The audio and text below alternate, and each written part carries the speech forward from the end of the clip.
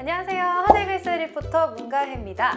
나도 야구 인싸가 될 수 있다. 베이스볼 인사이드. 오늘은요, 비슷해 보이지만 알고 보면 다른 야구 룰에 대해 설명해 드리려고 합니다. 지금부터 집중해 주세요. 먼저 첫 번째 상황부터 영상으로 함께 만나보시죠. 유전자가 있기 때문에 그렇네요. 아들이 기대되네요.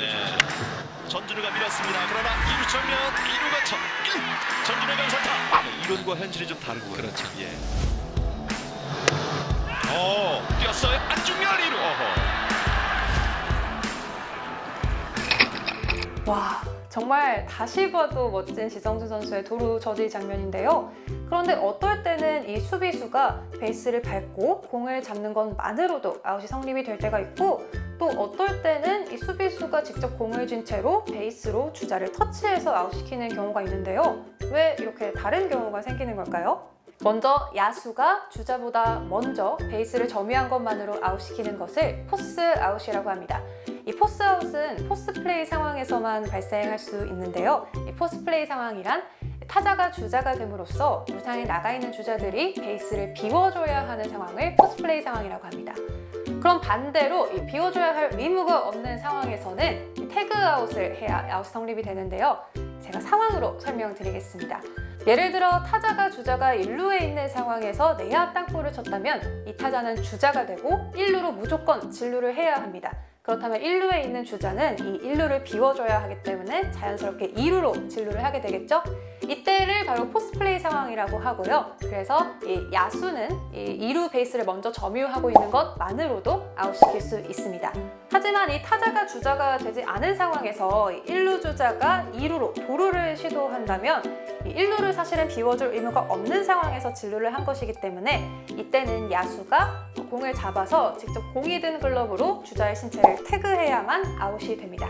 이것을 바로 태그 아웃이라고 합니다. 한마디로 정리하자면 포스 아웃은 수비수가 베이스를 밟은 상태에서 주자가 도착하기 전에 공을 잡아 아웃시키는 방식, 태그 아웃은 공을 잡아서 직접 주자의 신체에 터치하여 아웃시키는 방식이라고 할 수 있습니다. 다음 영상 보시죠. 심하게 좀 가져가지 않고 있어요. 움직임이 적어요. 다시 물러나는군요. 때렸습니다. 빗맞은 타구. 바운드를 시켜서 2루 그리고 앞주자쪽.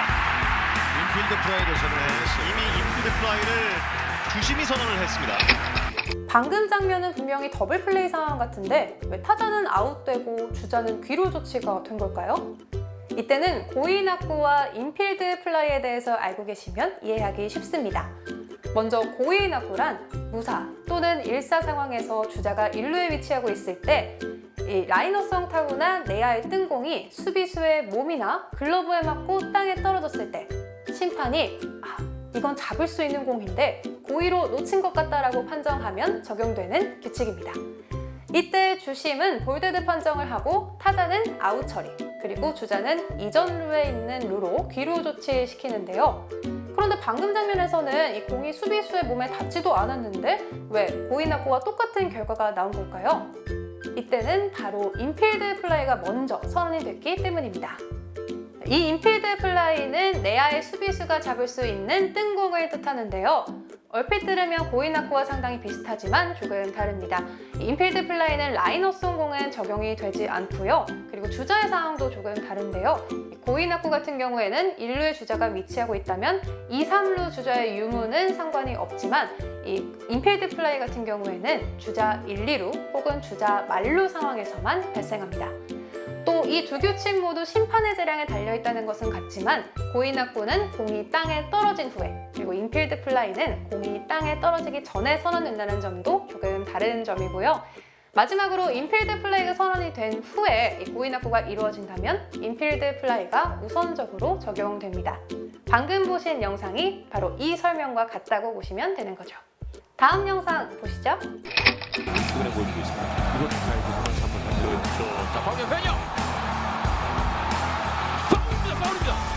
라인 살짝 벗어난 파울 선언이 됐고요. 1루심 박근영 심판이 파울 시그널을 했어요. 방금 호잉 선수의 타구는 페어볼일까요? 파울볼일까요? 이날 키움과의 경기에서 비디오 판독 결과 파울라인에 걸친 것으로 확인되면서 페어볼로 인정이 됐는데요. 쉽게 말해서 이 페어볼은 내야 페어그라운드 안으로 들어온 공, 파울볼은 파울라인 바깥으로 나간 공으로 보시면 될 것 같습니다.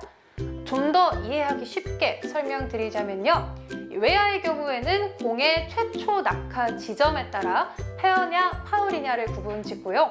내야의 경우에는 공의 최후 정지 지점 혹은 수비수가 공을 잡은 지점으로 페어와 파울볼을 구분합니다. 어때요? 쉽죠? 마지막으로 좀 더 나아가서 이 파울 팁에 대해 설명드리려고 하는데요. 일단 화면 보시죠. 최선을 다해서 끌고 가야 합니다. 몸쪽에 깊었습니다. 이제 풀카운트. 지금은 인정이 되는군요. 삼진입니다.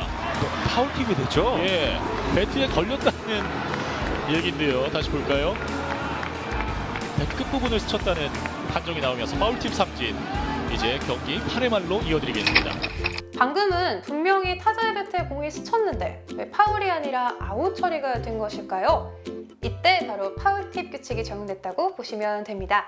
파울팁이란 타자가 친 공이 배트에 살짝 스쳐 직접 포수의 미트에 잡히는 것을 말하는데요.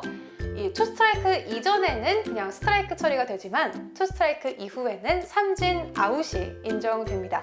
만약에 이때 포수가 잡지 못했다면 파울팁이 아닌 단순 파울볼로 인정이 되는 것이죠. 이번 시간에는 비슷해 보이지만 알고 보면 조금씩 다른 야구 룰에 대해서 설명드렸습니다. 이제 조금 헷갈리는 상황이 나와도 훨씬 더 이해하기 쉬우시겠죠?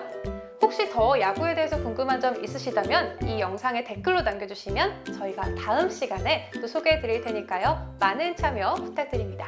그럼 저는 다음에 또 인사드릴게요. 안녕!